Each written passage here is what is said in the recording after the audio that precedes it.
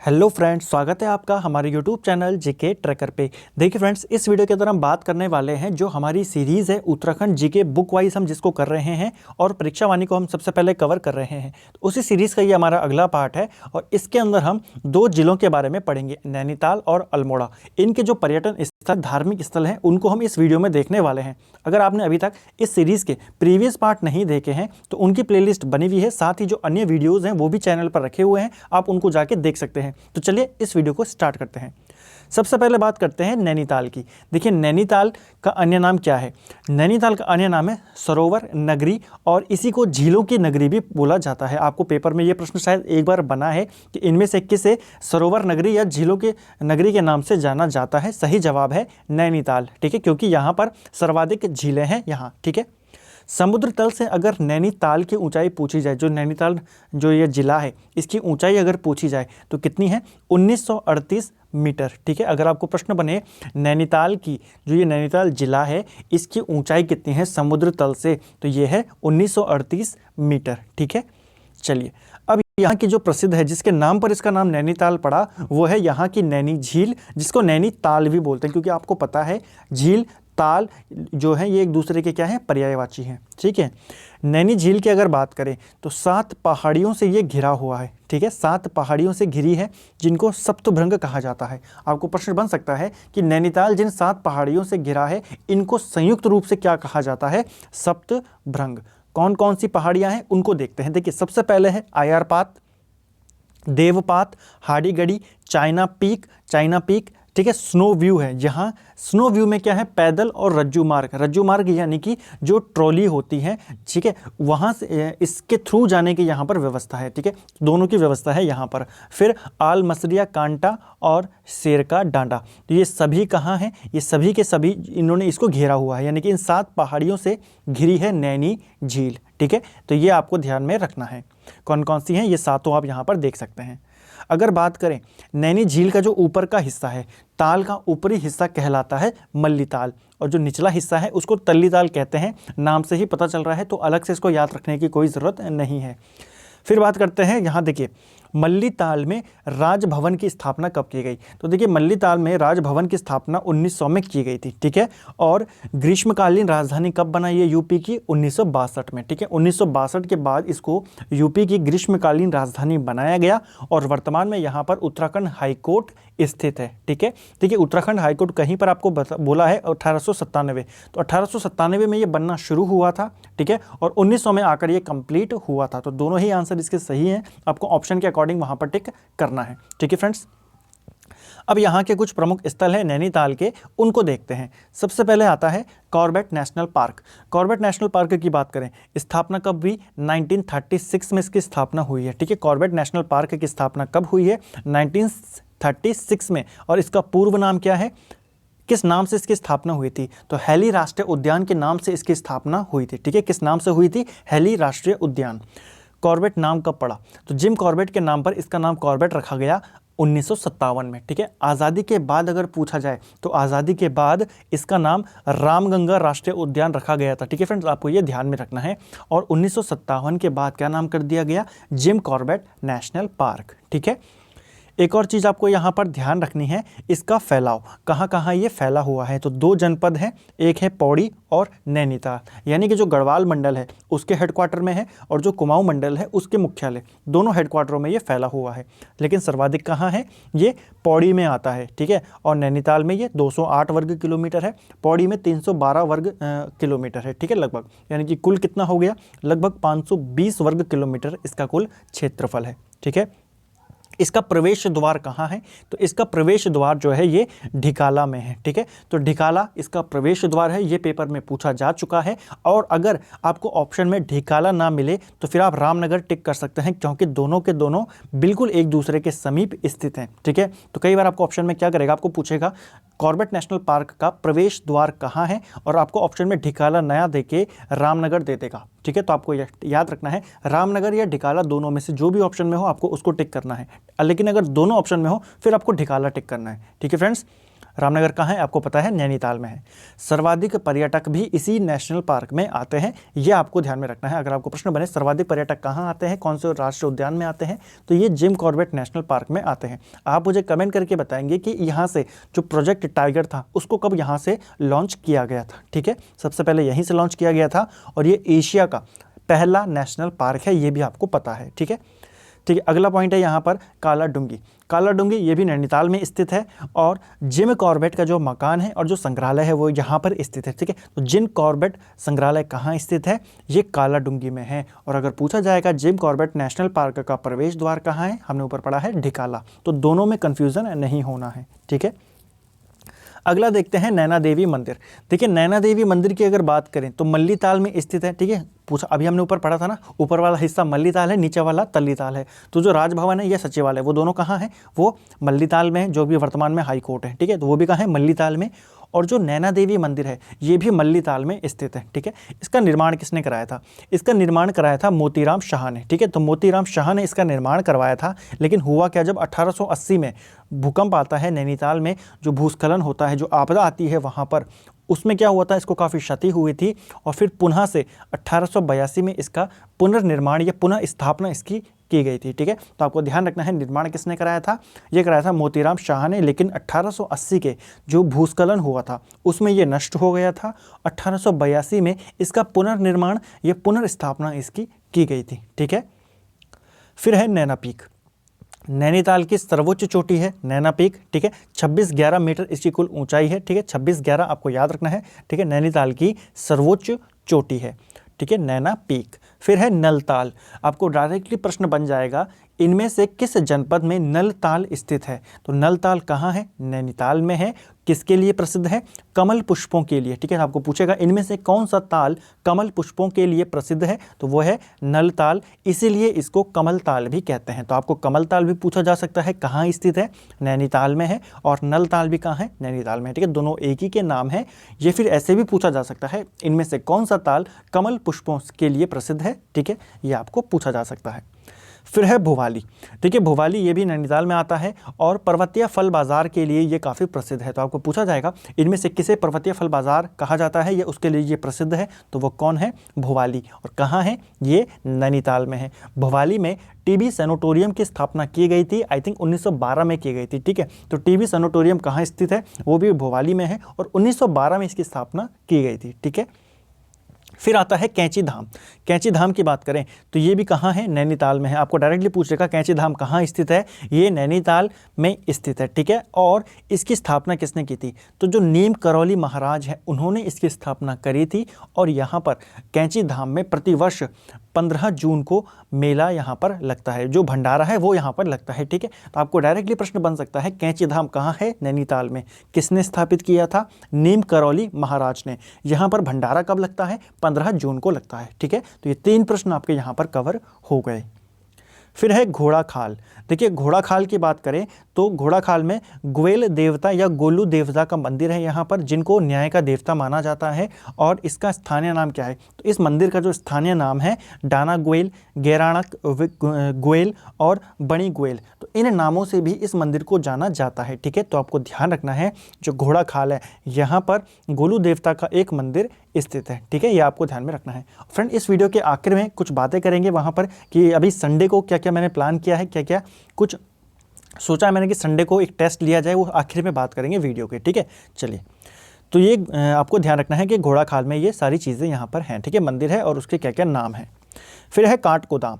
काठगोदाम काफ़ी महत्वपूर्ण है। देखिए कुमाऊं का प्रवेश द्वार इसको बोला जाता है। ठीक है, और कुमाऊं का प्रवेश द्वार हल्द्वानी को भी बोला जाता है। अगर आपको ऑप्शन में काठगोदाम ना दे तो आप हल्द्वानी पे टिक कर दिएगा। ठीक है, वो भी सही होगा।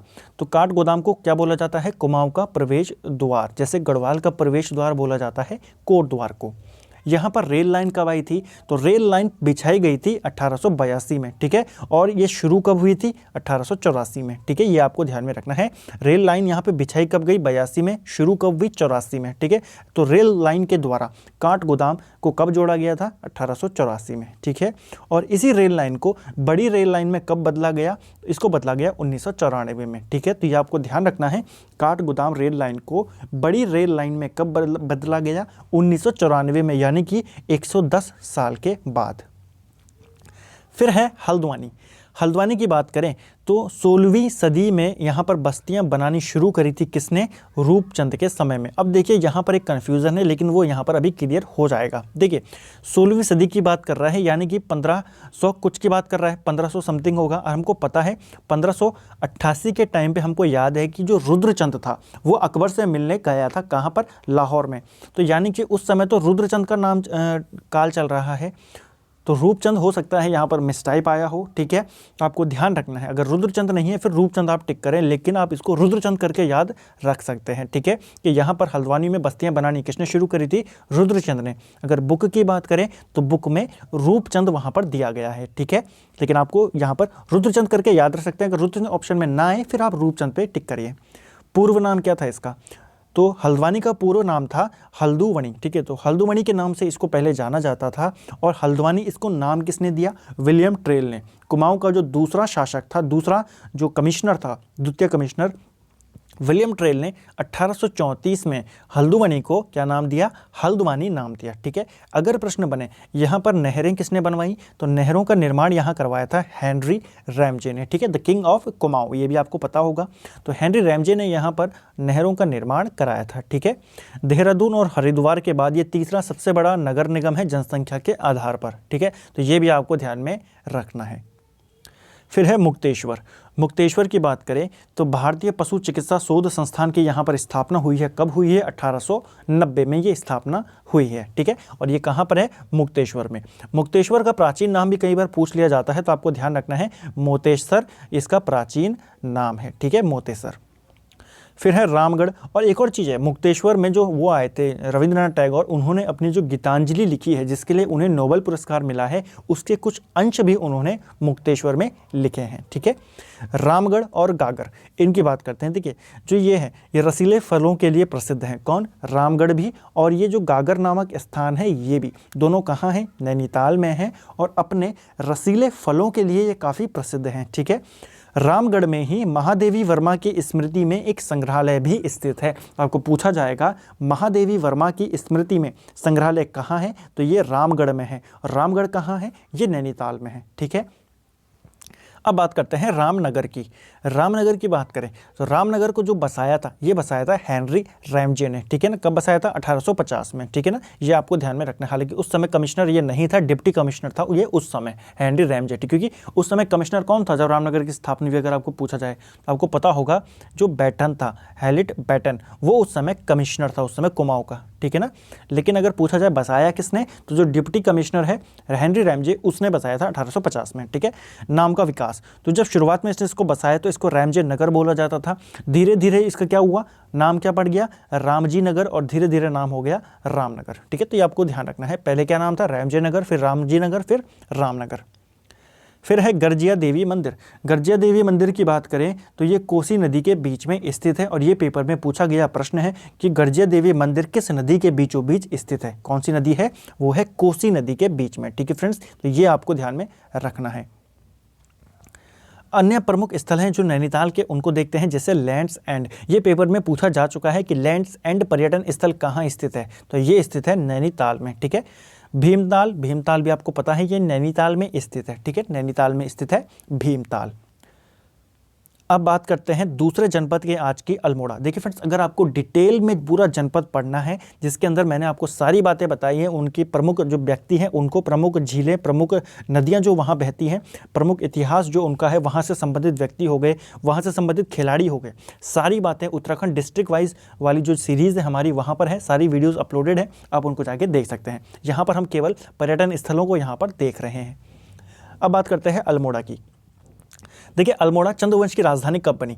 अल्मोड़ा चंद्रवंश की राजधानी बनी 1563 में, और शासक कौन था? बालो कल्याण चंद। अगर पूछेगा स्थानांतरित किसने करी, देखिए पूर्ण रूप से बालो कल्याण चंद के टाइम पे बनी, लेकिन अगर स्थानांतरित की पूछें, अगर जो मैप पूछें कि नक्शा किसने बनाया था, यानी कि आइडिया किसका था, तो भीष्मचंद का ये आइडिया था। ठीक है, तो भीष्मचंद जो कि बालो कल्याण चंद का पिता था, उसने प्रयास किया था इसको करने का, लेकिन वो करता उससे पहले ही उसकी हत्या कर देता है एक जो खस सरदार होता है। उस खस सरदार का आप मुझे कमेंट करके नाम बताएंगे, ठीक है। चंद्रवंश के इतिहास में मैंने आपको उसका नाम बताया है। तो भीष्मचंद्र की हत्या हो जाती है और उसके बाद उसके पुत्र के टाइम पर ये अल्मोड़ा जो होता है ये राजधानी बनता है चंद काल की, ठीक है। तो आपको पूछा जाएगा चंपावत का अंतिम चंद राजा कौन था, तो वो था बालो कल्याण चंद, ठीक है। अल्मोड़ा का पहला चंद शासक कौन था, बालो कल्याण चंद। नाम क्या रखा इसने जब इसने राजधानी बना दी, आलमनगर, ठीक है। आलमनगर क्यों रखा, मुगलों के प्रभाव के कारण, ठीक है। यह भी आपको ध्यान में रखना है, आलमनगर इसने इसका नाम रखा। अल्मोड़ा नगर पालिका की स्थापना कब की गई, तो 1864 में अल्मोड़ा नगर पालिका की स्थापना की गई थी, ठीक है।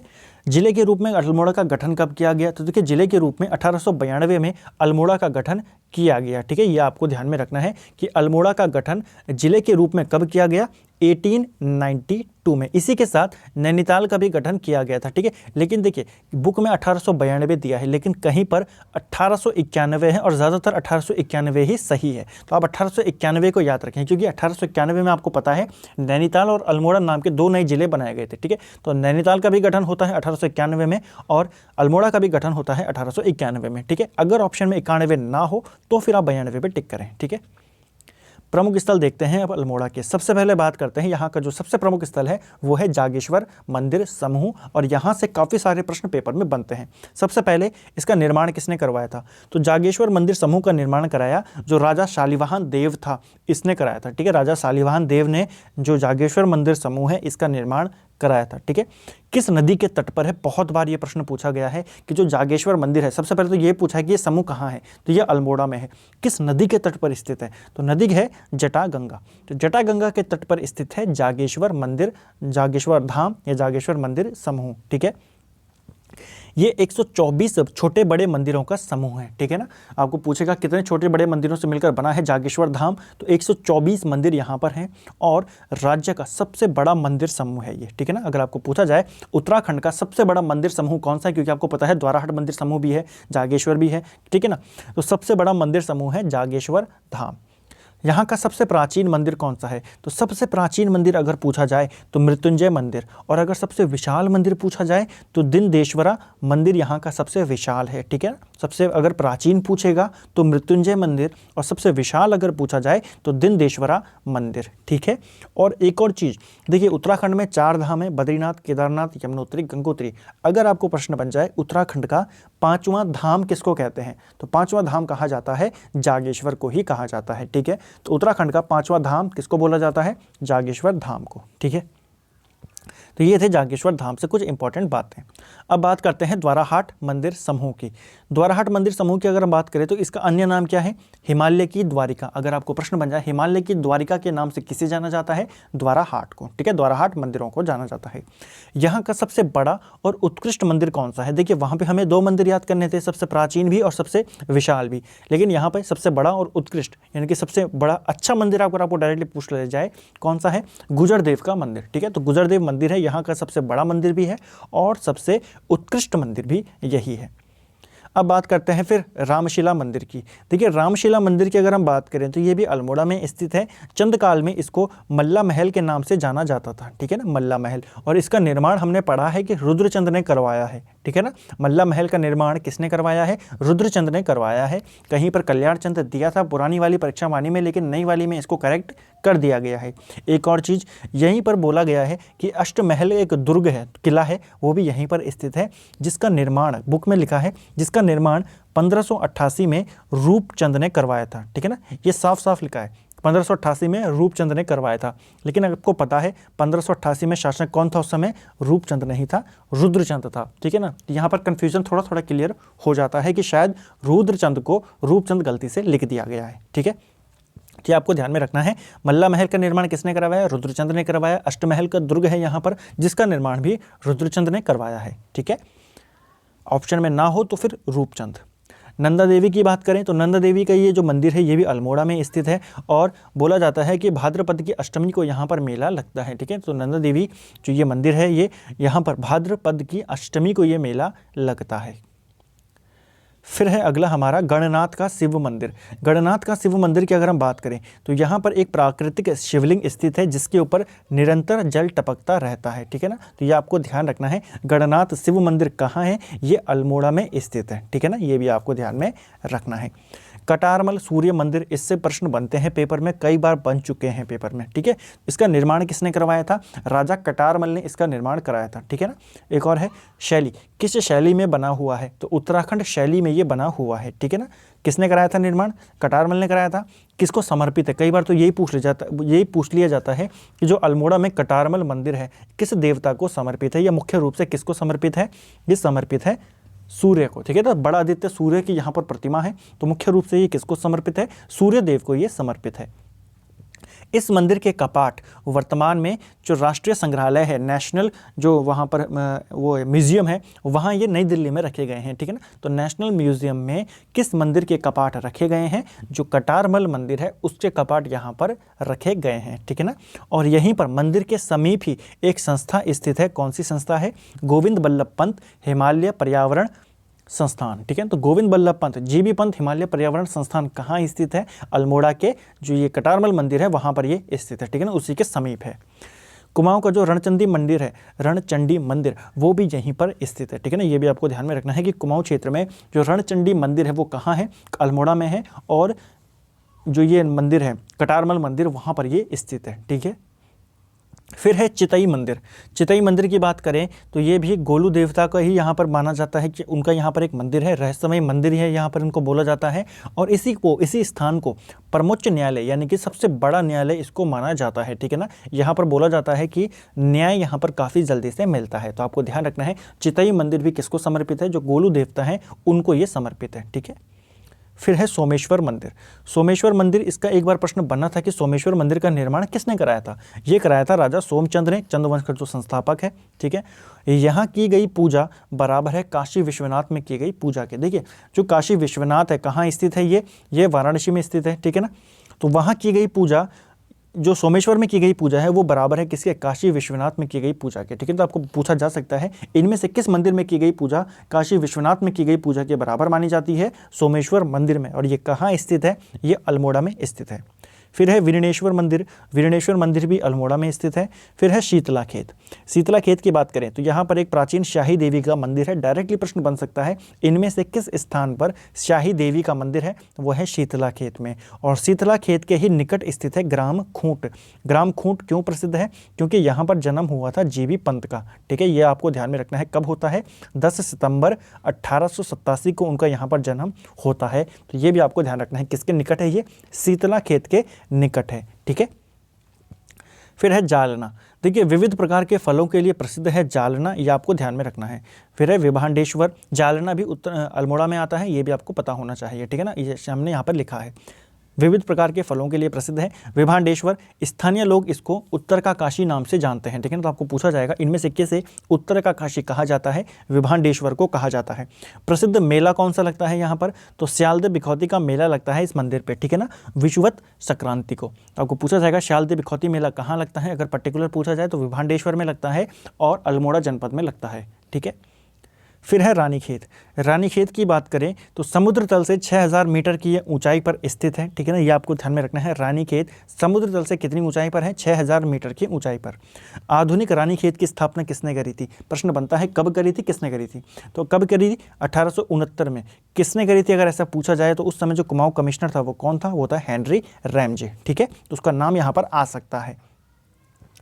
फिर आता है विश्व का सर्वोत्तम हिल स्टेशन है, ये किसने कहा था? देखिए रानीखेत को विश्व का सबसे अच्छा हिल स्टेशन कहा था विलियम डगलस ने या विलियम डोगलस ने, जो कि कौन था? एक अमेरिका का न्यायाधीश था, अमेरिकी जज था। इसने रानीखेत की सराहना करी और उसको कहा कि ये दुनिया का सबसे अच्छा हिल स्टेशन है, ठीक है। अति प्रिय किसको था? तो कई बार प्रश्न बनता है इनमें से किस वायसराय को जो रानीखेत है ये अति प्रिय था? वो कौन था? लॉर्ड मेयो, ठीक है। लॉर्ड मेयो जब रानीखेत बना देखिए 1869 में, लॉर्ड मेयो भी उस समय कौन था? भारत का वायसराय था। तो लॉर्ड मेयो को ये काफ़ी पसंद था ये जगह। जिया रानी के नाम पर इसका नाम क्या पड़ा है? रानीखेत पड़ा है। तो आपको प्रश्न बन सकता है इनमें से किस रानी के नाम पर पड़ा है? तो रानी जिया रानी जो है उनके नाम पर ये पड़ा है रानीखेत। जिया रानी का उपनाम क्या है, बचपन का नाम क्या है? दोनों आप मुझे कमेंट करके ज़रूर बताएंगे। कुमाऊं रेजिमेंट का ये मुख्यालय है। रानीखेत कुमाऊं रेजिमेंट का मुख्यालय है। कब बना था ये कुमाऊं रेजिमेंट का मुख्यालय? 1848 में, ठीक है ना, 1948 में। 1948 में ये कुमाऊं रेजिमेंट का मुख्यालय बना था, ये आपको ध्यान में रखना है। पहले कहाँ था? आगरा था, लेकिन 1948 में ये कब आ गया? कहाँ आ गया? रानीखेत में आ गया। इसी के समीप, रानीखेत के ही समीप नागदेव ताल और गागस नदी जो है वो इसी के समीप बहते हैं, ठीक है ना, यानी कि इसी के समीप स्थित हैं। नागदेव ताल कहाँ है, इसी के समीप स्थित है, और जो गागस नदी है इसी के समीप वो बहती है। फिर है चौबटिया। चौबटिया की बात करें तो इसको फल उद्यान का देश कहा जाता है, यानी कि ऑर्चिड कंट्री के नाम से ये प्रश्न पेपर में बन चुका है। इनमें से किस जगह को फल उद्यान का देश कहा जाता है या ऑर्चिड कंट्री कहा जाता है, वो कौन है, वो है चौबटिया। चौबटिया कहाँ आता है, अल्मोड़ा में आता है, ठीक है ना। चलिए, फिर है झूला देवी मंदिर। एक और चीज़ यहाँ पर रह गई है कि फल संरक्षण एवं शोध केंद्र जो कहाँ स्थित है, तो फल संरक्षण और शोध केंद्र ये भी चौबटिया में स्थित है, ठीक है। फिर है झूला देवी मंदिर। देखिए यहाँ पर लेके दो कन्फ्यूजन है, एक है झूला देवी मंदिर, एक आता है झूमा देवी मंदिर, ठीक है। तो ये दो प्रश्न हैं। झूला देवी मंदिर रानीखेत अल्मोड़ा में है और झूमा देवी मंदिर जो है ये चंपावत में है, ठीक है, ये आपको ध्यान रखना है। झूला देवी मंदिर किसको समर्पित है, ये दुर्गा देवी और भगवान राम को ये समर्पित है, ठीक है ना। यहाँ पर इनकी प्रतिमाएं यहाँ पर रखी हुई हैं, ये आपको ध्यान में रखना है। किसके लिए प्रसिद्ध है, राम भगवान और दुर्गा माता या दुर्गा देवी के लिए काफ़ी प्रसिद्ध है झूला देवी मंदिर। अगर पूछा जाए झूमा देवी मंदिर कहाँ है तो आप फिर चंपावत पे इसको टिक करें। फिर है ताड़ीखेत। ताड़ीखेत की बात करें या ताड़ीखेत की बात करें तो ये भी अल्मोड़ा में है और यहाँ पर गांधी कुटी यहाँ पर स्थित है, ठीक है। तो गांधी कुटी अल्मोड़ा में कहाँ स्थित है, ताड़ीखेत में स्थित है। चौखुटिया की बात करें तो कत्यूरी राजवंश का जो किले हैं उसके अवशेष यहाँ से मिले हैं और काली और जो वैष्णो माता है उनके लिए काफ़ी प्रसिद्ध है चौखुटिया। तो चौखुटिया किसके लिए प्रसिद्ध है, एक तो कत्यूरी राजवंश के यहाँ से किलों के अवशेष मिले हैं और दूसरा काली और वैष्णो मंदिर के जो है उनके लिए ये काफ़ी प्रसिद्ध है। कुछ अन्य प्रमुख स्थल हैं यहाँ के अल्मोड़ा के, उनको देखते हैं। जैसे मनकामेश्वर मंदिर कहाँ स्थित है, अल्मोड़ा में स्थित है, ठीक है। कालिका मंदिर हो गया, भालू बांध, भालू डैम, ये भी पेपर में पूछा जा चुका है कि भालू डैम कहाँ स्थित है, ये भी अल्मोड़ा में स्थित है, ठीक है। हैड़ा मंदिर कहाँ है, ये भी अल्मोड़ा में बोला गया है कि अल्मोड़ा में स्थित है, ठीक है ना, ऐसा दिया गया है यहाँ पर। हैड़ा मंदिर कहाँ स्थित है, अल्मोड़ा में। मजखाली या मजखाली बुग्याल भी इसको कहीं कहीं पर बोला गया है, तो मजखाली ये जो है ये स्थान ये कहाँ है, ये भी अल्मोड़ा में स्थित है। फोर्ट मोयरा किला, फोर्ट मोयरा किला भी अल्मोड़ा में स्थित है। इसका अन्य नाम क्या है आप मुझे कमेंट करके ज़रूर बताएंगे, ठीक है। फोर्ट मोयरा किले को और किस नाम से जाना जाता है। लाल बाज़ार ये भी अल्मोड़ा में है। टमट्यूड़ा मोहल्ला यानी कि तांबा बनाने वाले के लिए, जो तांबे के बर्तन के लिए काफ़ी प्रसिद्ध है ये मोहल्ला, ये भी कहाँ है, अल्मोड़ा में है। आपको डायरेक्टली प्रश्न बन सकता है इनमें से कौन सा स्थान या कौन सा मोहल्ला तांबा बर्तन बनाने के लिए काफ़ी प्रसिद्ध है, वो है टमट्यूड़ा मोहल्ला। कसार देवी मंदिर ये भी अल्मोड़ा में है और ये प्रश्न पेपर में पूछा जा चुका है। ब्राइट एंड कॉर्नर नामक पर्यटन स्थल कहाँ स्थित है, तो ये भी अल्मोड़ा में स्थित है। तो फ्रेंड्स ये थे हमारे इस सीरीज़ का या इस आज की वीडियो में ये दो जनपद हमने कवर करे, अल्मोड़ा और नैनीताल। हमारे 9 जिले यहाँ पर कवर हो चुके हैं। अगर आपको डिटेल में पढ़ना है तो जिले वाली सीरीज़ है उसको आप जाके देख सकते हैं।